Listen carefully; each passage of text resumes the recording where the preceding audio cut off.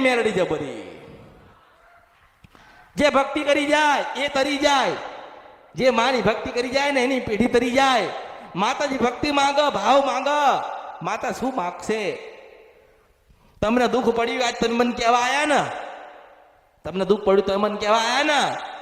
તમારી ખોડિયાલ કાળકા સધી શિકોતર કે તમારા પૂર્વજોનો દુઃખ છે એ કોને કહેવા જશે? એને અમરતી મેલડીને કીધું છે ને હું માતા કહું છું, મને ઓળખો ને તો ઓળખાય.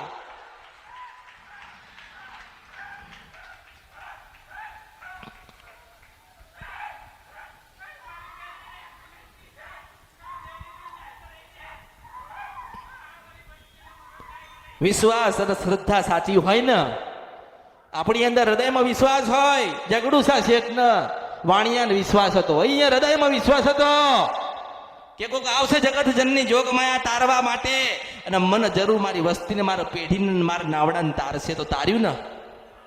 કેમ તાર્યું? વિશ્વાસ, શ્રદ્ધા હતી.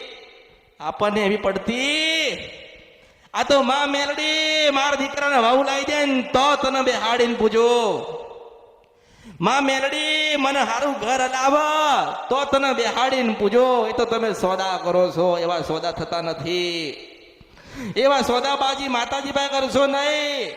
માને એવું કહો કે માં મારા પૂર્વજો જે ગુનાહ કરીને ગયા, જે ભૂલો કરીને ગયા એને ક્ષમા કરમાં, અને આજીવન તારી ભક્તિ કરીએ, તારા કીધે રહીએ, તારા ચરણ શરણમાં રહીએ.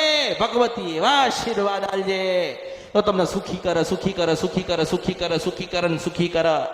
દુખીએ તમે તમારી જાતે થયા છો ને સુખીએ તમે જાતે થઈ શકો છો. રીત જુદી છે, રીત જુદી, રીત ખાલી જુદી છે.